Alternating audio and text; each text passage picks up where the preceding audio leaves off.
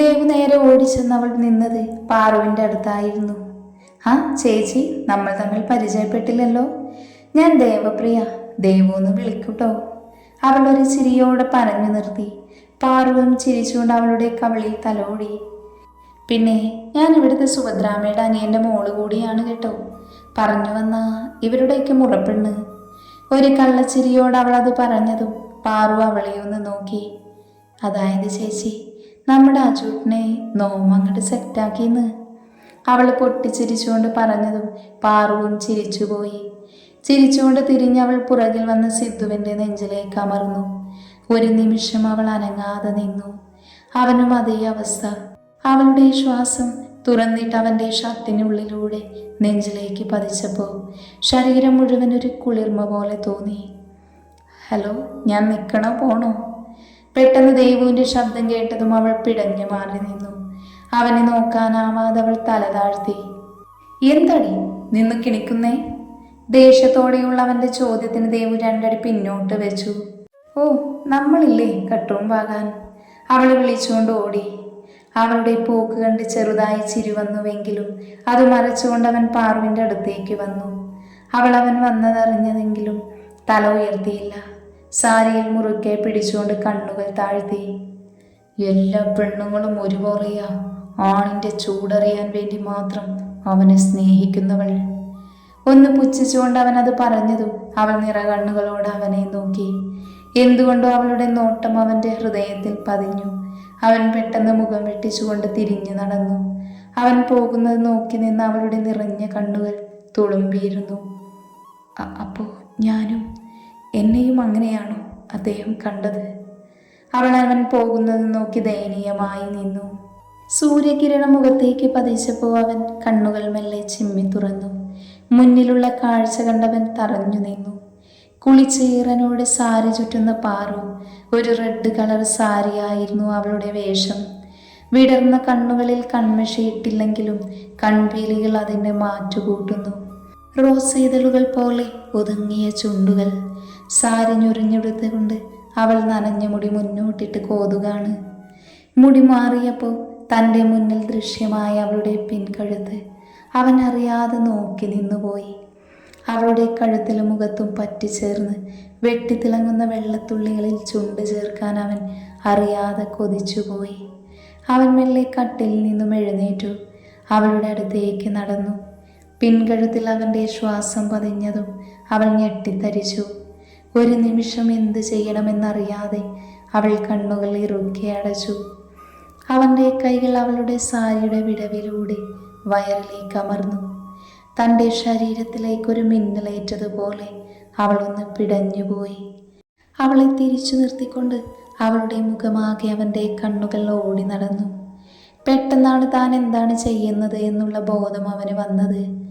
കണ്ണുകളടച്ച് തൻ്റെ കൈക്കുള്ളി വിറച്ചുകൊണ്ട് നിൽക്കുന്നവളെ കണ്ട് അവൻ ഒരേ സമയം പ്രണയവും അതിലുപരി ദേഷ്യവും വന്നു.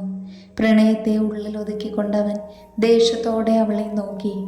ശേഷം അവളുടെ അടുത്തേക്ക് മുഖം കുനിച്ചുകൊണ്ട് പറഞ്ഞു, are you trying to seduce me? അവൾ കണ്ണുകൾ ഞെട്ടി തുറന്നുപോയി. തൻ്റെ മുന്നിൽ പുച്ഛച്ചിരിയോടെ നിൽക്കുന്നവനെ കണ്ട് അവൾക്കൊരേ സമയം ദേഷ്യവും സങ്കടവും വന്നു. പറയൂ പാർവതി, എന്താ ഇതൊക്കെ ചുറ്റി വന്ന എല്ലാ ആണുങ്ങളെയും പോലെ ഞാനും വീഴുമെന്നാണോ നീ കരുതിയത്? തൻ്റെ സാരിയിൽ കൈമുറുക്കിക്കൊണ്ട് ചോദിക്കുന്ന അവനെ അവൾ ദയനീയമായി നോക്കി കണ്ണുകൾ നിറച്ചു. Just stop it this drama please. അവളുടെ നിറഞ്ഞ കണ്ണുകളിൽ നോക്കി അവൻ പറഞ്ഞുകൊണ്ട് അവളെ പിന്നിലേക്ക് തള്ളി. ബാലൻസ് കിട്ടാതെ അവൾ പുറകിലേക്ക് വീഴാൻ പോയി. എന്നാൽ അതിനു മുന്നേ രണ്ടു കൈകൾ അവളെ താങ്ങി നിർത്തി. തല ഉയർത്തി നോക്കി അവൾ കാണുന്നത് ദേഷ്യത്തോടെ സിദ്ധുവിനെ നോക്കുന്ന അജുവിനെയാണ്. അവൾ കണ്ണുകൾ കൊണ്ട് അരുതെന്ന് കാണിച്ചു. അവൻ അവളെ ദയനീയമായി നോക്കി. ഏട്ടാ, പ്രതികരിക്കില്ലെന്ന് കരുതി എന്തും ചെയ്യാമെന്നാണെങ്കിൽ അത് വേണ്ട. അവനെ രൂക്ഷമായി നോക്കിക്കൊണ്ട് അവളെയും ചേർത്തവൻ നടന്നു. ഏട്ടത്തി എന്താ ഇത്ര പാവായി പോയി? പ്രതികരിക്കേണ്ട സ്ഥലത്ത് അതുതന്നെ ചെയ്യണം, അല്ലാതെ ഇങ്ങനെ സങ്കടപ്പെട്ട എന്താ ചെയ്യുക? അവൻ അവളുടെ കവിളിൽ തലോടിക്കൊണ്ട് പറഞ്ഞു. അവളൊന്ന് പുഞ്ചിരിച്ചുകൊണ്ട് താലിയിൽ മുറുക്കെ പിടിച്ചു. അതിലുണ്ടായിരുന്നു അവളുടെ മറുപടി. റൂമിൽ ചെന്ന അജു ഫോണുമായി ബാൽക്കണിയിലേക്ക് നടന്നു. ഹലോ അബിയേട്ടാ, കേൾക്കാവോ? പറയടാ. നിങ്ങളൊന്ന് വരണം ഏട്ടാ, പെട്ടെന്ന് തന്നെ. ഇതിങ്ങനെ വിട്ടാൽ ശരിയാവില്ല. പാവം തോന്നുന്നു ഏട്ടത്തിയോട്. നീ വെച്ചോ, 2 ദിവസത്തിനുള്ളിൽ ഞാൻ അവിടെ എത്തിയിരിക്കും. ഫോൺ കട്ട് ചെയ്ത് മുറ്റത്തേക്ക് നോക്കി അവൻ കാണുന്നത് ദൂരേക്ക് കണ്ണും നട്ട് തൻ്റെ സങ്കടങ്ങൾ ഉള്ളിൽ ഒതുക്കാൻ പ്രയാസപ്പെടുന്ന പാറുവിനെയാണ്. എന്തുകൊണ്ടോ ആ കാഴ്ച അവനെ വല്ലാതെ നോവിച്ചു. എന്നാൽ മറ്റൊരു ജനലിലൂടെ ഇതേ കാഴ്ച കണ്ട സിദ്ധുവിൻ്റെ കണ്ണുകൾ ഈറനണിഞ്ഞിരുന്നു. അവൻ്റെ ഉള്ളിലും വല്ലാത്തൊരു വേദന തോന്നി. നിറഞ്ഞ കണ്ണുകൾ തുടച്ചുകൊണ്ട് അവൾ താലിയിൽ മുറുകെ പിടിച്ചു. എന്താ ദൈവമേ ഇതിൻ്റെയൊക്കെ അർത്ഥം? എന്നെങ്കിലും സിദ്ധുവേട്ടനെ അംഗീകരിക്കുമോ? ഇളം കാറ്റിൽ പാറിപ്പറക്കുന്ന മുടിയിഴകൾ ഒതുക്കിക്കൊണ്ട് തിരിഞ്ഞ അവളുടെ കണ്ണുകൾ കാർ പോർച്ചിൻ്റെ സൈഡിൽ മൂടിയിട്ട് സിദ്ധുവിൻ്റെ ബുള്ളറ്റിലേക്ക് നീങ്ങി. അവിടേക്ക് നടന്നവൾ പൊടി പിടിച്ച ഷീറ്റ് പതിയെ നീക്കി. ബൈക്കിൽ കൈകൾ കൊണ്ട് തലോടി നിന്ന് അവളുടെ ചുണ്ടിൽ ചെറിയൊരു പുഞ്ചിരി വിരിഞ്ഞു. അവളുടെ ഓർമ്മകൾ പതിയെ പിറകോട്ട് സഞ്ചരിച്ചു. എൻ്റെ മുത്തശ്ശി, ഇങ്ങനെ പോയ ഞാൻ ഇന്നും കോളേജ് ലൈറ്റാകും കേട്ടോ. അകത്തേക്ക് നോക്കി വിളിച്ചു പറഞ്ഞുകൊണ്ട് അവൾ ബാഗിലേക്ക് ബുക്കുകൾ വെച്ചു. എൻ്റെ കുട്ടിയെ, നീ ഒന്നും കഴിക്കാതെ പോയാ എനിക്ക് നെഞ്ചിൽ തീയാ. ആകെ കൂടി ഇത്തിരിയേ ഉള്ളൂ നീ. അവളുടെ വായിലേക്ക് ദോശ കഷ്ണം വെച്ചുകൊണ്ട് അവർ പറഞ്ഞു. അവൾ അവരെ കൂർപ്പിച്ച് നോക്കിക്കൊണ്ട് കവളിൽ ഒരു ഉമ്മയും വെച്ച് ഓടി. ഇനിയും നിന്നാലേ ആ പ്രിൻസിപ്പാളിനെ ഇങ്ങോട്ട് തന്നെ വിടും. അപ്പം ടാറ്റ. ഉറക്കെ വിളിച്ചുകൊണ്ട് ഓടുന്നവളെ അവർ വാത്സല്യത്തോടെ നോക്കി നിന്നു. പാവം കുട്ടി. ഇത് കല്യാണി അമ്മ. ഇവർക്ക് 2 മക്കളാണ്, മോഹനും സേതുവും. ഇവരുടെ അച്ഛൻ സേതുവിൻ്റെ ചെറുപ്പത്തിൽ മരിച്ചു. മോഹൻ ബിസിനസ്സിലേക്ക് തിരിഞ്ഞപ്പോൾ സേതു അടുത്തുള്ള സ്കൂൾ അധ്യാപകനായി. മോഹൻ്റെ ഭാര്യ സുമിത്ര, അവർക്കൊരു മകൻ അരുൺ. സേതുവിൻ്റെ പ്രണയവിവാഹമായിരുന്നു സരസ്വതി. സേതുവിൻ്റെ അതേ സ്കൂളിൽ അധ്യാപികയാണ്. അവരുടെ വിവാഹം സരസ്വതിയുടെ വീട്ടിൽ യോജിപ്പില്ലാത്തതിനാൽ അവരുമായി അത്ര ബന്ധമില്ലായിരുന്നു. സേതുവിൻ്റെയും സരസ്വതിയുടെയും മകളാണ് പാർവതി. തറവാട്ടിൽ നിൽക്കാൻ താല്പര്യമില്ലാത്തതിനാൽ മോഹനും ഭാര്യയും ടൗണിലേക്ക് താമസം മാറിയിരുന്നു. പാർവതി കുഞ്ഞായിരുന്ന സമയം ഒരു ദിവസം അമ്പലത്തിൽ പോയ സേതുവും സരസ്വതിയും പിന്നീട് വന്നത് 2 വെള്ളപ്പുതപ്പുകളിലാണ്. ചെറുപ്രായത്തിലെ അച്ഛനമ്മമാർ നഷ്ടപ്പെട്ട പാറുവിനോട് പലർക്കും കരുണ തോന്നിയെങ്കിലും സംരക്ഷണത്തിനായി അവൾക്ക് മുത്തശ്ശി മാത്രമേ കൂട്ടുണ്ടായിരുന്നുള്ളൂ.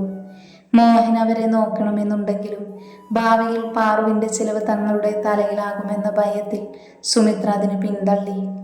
അത്യാവശ്യം സമ്പത്തുള്ളതിനാൽ സാമ്പത്തികമായി ബുദ്ധിമുട്ട് നേരിടേണ്ടി വന്നില്ല. എന്നിരുന്നാലും ആരുമില്ലാത്തതിൻ്റെ വേർപാട് അവളെ വേട്ടയാടിക്കൊണ്ടിരുന്നു.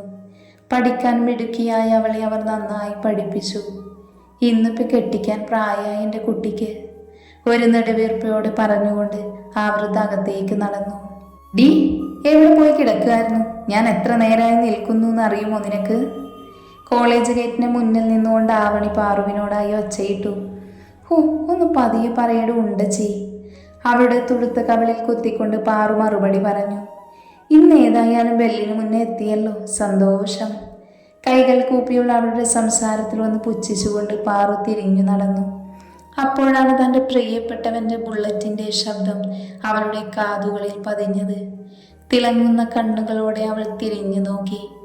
ബ്ലാക്ക് ഷർട്ടിട്ട് ഒരു കൈയാൽ മുടിയൊതുക്കി ബുള്ളറ്റിൽ പോകുന്ന അവനെ അവൾ ഇമച്ചിമ്മാതെ നോക്കി നിന്നു. ആ, നീ ഇങ്ങനെ ദൂരെന്ന് വെള്ളം ഇറക്കിക്കോ. അങ്ങേരിത് എന്തെങ്കിലും അറിയുന്നുണ്ടോ ആവോ? ആവണി അവളുടെ അടുത്തേക്ക് നടന്നുകൊണ്ട് പറഞ്ഞു. പാറു അതിന് നന്നായി ഒന്ന് ചിരിച്ചു കൊടുത്തു. പാറുവിൻ്റെ മനസ്സിലൂടെ അവനെ ആദ്യമായി കണ്ടത് ഓടിമറഞ്ഞു.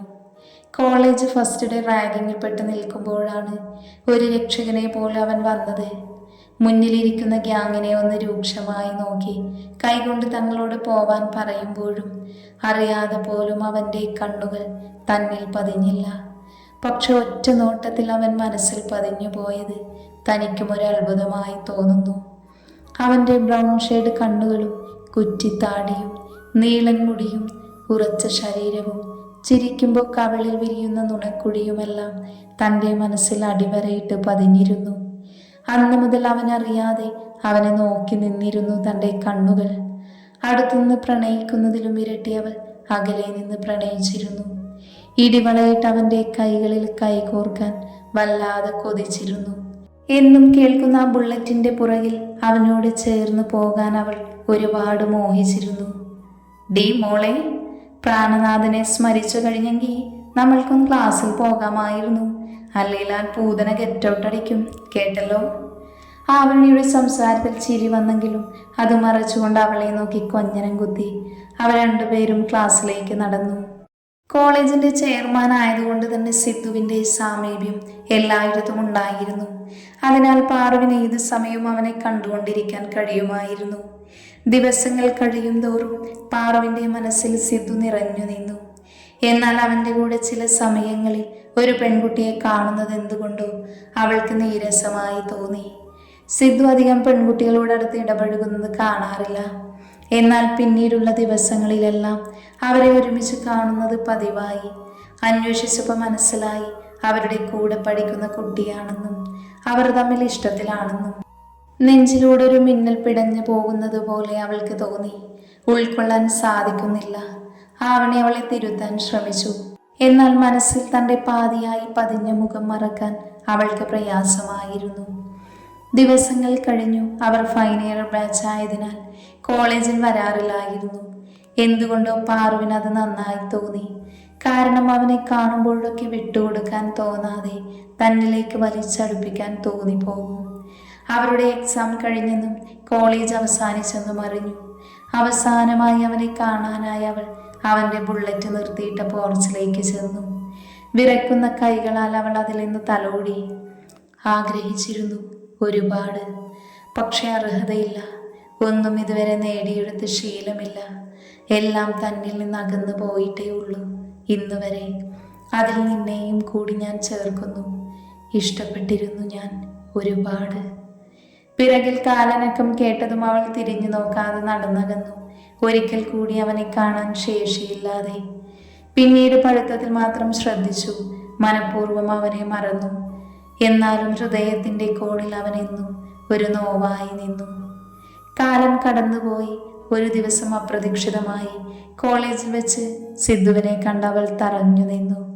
മനസ്സിൻ്റെ ഉള്ളിൽ സൂക്ഷിച്ച അവനോടുള്ള പ്രണയം അതിൻ്റെ കെട്ടഴിച്ച് പുറത്തേക്ക് ചാടുമോ എന്ന് അവൾ വല്ലാതെ ഭയന്നു. എന്നാൽ അവൻ്റെ കണ്ണുകളിൽ അവൾക്ക് പണ്ടത്തെ ആ തിളക്കം കാണുവാൻ സാധിച്ചിരുന്നില്ല. കുറച്ചുകൂടി താടിയും മുടിയും വളർന്നിരിക്കുന്നു.